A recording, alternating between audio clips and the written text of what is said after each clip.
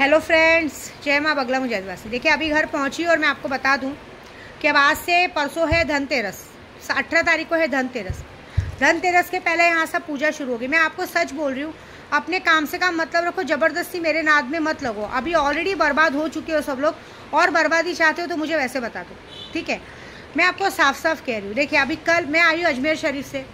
अजमेर शरीफ में जब हम निकलते तो यहाँ बाबा जी आने नहीं देते, क्योंकि जिस बच्चे से वो प्यार करते उसको आने नहीं देते। तो मैंने वहाँ पे वादा किया कि मैं बॉम्बे जाऊँगी तो मैं मखदूम शाह बाबा हाजी अली जाऊँगी, ठीक है। तो मैं कल जाऊँगी, मखदूम शाह बाबा जाऊँगी, देखूँगी अगर टाइम मिला तो। हाजी अली गई तो गई, ऐसा मतलब जाके दरगाह पे चादर का चढ़ा के आऊँगी। मखदूम शाह बाबा तो पक्का जाऊँगी, क्योंकि वहाँ पे कहते हैं सलामी दे के आने ज़रूरी है दिवाली के पहले, कल जुम्मे रात है। उसके बाद परसों, क्योंकि मेरी कामाख्या की बहुत बड़ी यात्रा, और जितने लोग मुझसे 200 लोग जुड़े हैं, 200 लोग क्या 2 लाख लोग जुड़े हैं, उनकी दिवाली अच्छे से हो, उनके घर में साल भर बरकत बनी रहे, तो मुझे अपने स्वामी समर्थ पे बहुत भरोसा है।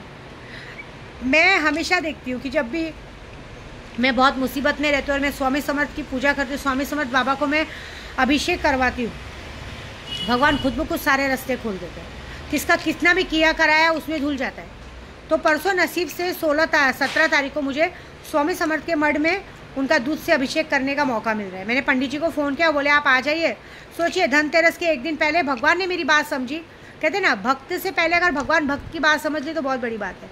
तो मेरे स्वामी समर्थ ने मेरी बात सुनी और परसों स्वामी समर्थ का अभिषेक होगा।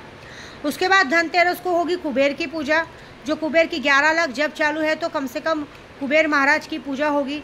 उसके बाद बीच में 2 दिन गैप आ जा रहा है, क्योंकि संडे को कोई पूजा नहीं होती, तो भी संडे को मैं अपने अघोर तत्व की पूजा करूँगी। काली चौदस को होगी काली माँ की पूजा, जो काली माँ का मंत्र करके, अघोर मंत्र करके लौंग से माता जी को अभिषेक होगा, जो सारे दुश्मनों के नाम पे होगा। एक बात याद रखना, जितने लोगों ने अब तक मेरा काम बांधने की कोशिश की, मेरी आपसे कोई दुश्मनी नहीं थी, फिर भी आप लोगों ने मेरा काम बांधने की कोशिश की, मेरी यात्रा रोकने की कोशिश की अपनी जिद पे, कि आप लोग अपना गुलाम बनाना चाहते हो।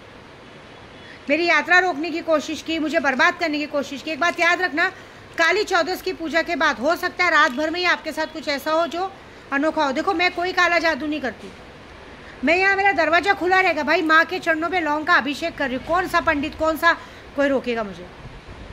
काला जादू किसको बोलते हैं? खोपड़ी रखना, फिर उसके बाद क्या बोलते हैं, पुतले रखना, उसमें नींबू काटना, वो सब अपना काम नहीं है। मेरा सिर्फ माँ के चरणों पे लौंग अभिषेक होगा, और वही लौंग को दूसरे दिन दिवाली के दिन हवन कर दिया जाएगा। उसके बाद दूसरे दिन दिवाली के दिन मेरी इतनी पूजा है, दिवाली के दिन मैं फिर शक्तियों को रात को आवाहन करना है। तो पहले दिन में पहले होगा माँ लक्ष्मी जी का गन्ने के रस से अभिषेक, माँ लक्ष्मी जी और नारायण जी का अभिषेक, क्योंकि शालिग्राम जी को और माँ लक्ष्मी जी को बिठा के गन्ने के रस से अभिषेक करके ललिता सहस्त्र नाम, विष्णु सहस्त्र नाम से उनका गन्ने से अभिषेक होगा, गन्ने के रस से। उसके बाद जो भी मैंने 11 लाख जप की हूँ उससे माँ को हवन होगा। हवन होने के बाद रात को माता का स्थापना होकर पूजा की जाएगी। मैंने बहुत सारी चीज़ें मंगाई है।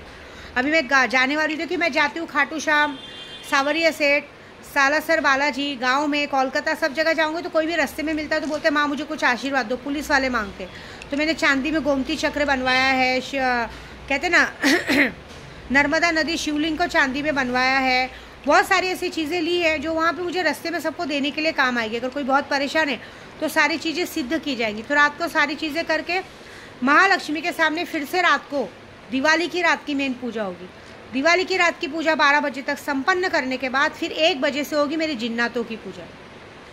फिर जिन्नातों की पूजा करके आगमन किया जाएगा। मेरे यहाँ पे आगमन नहीं होगा, मेरे साथ तो हैं वो जितने लोग भी मुझसे जुड़े हैं, जिन्हें कंठ पिशाचनी की शक्ति चाहिए। मैं तो बोलूँगी इस बार लूना चमारी की शक्ति लो।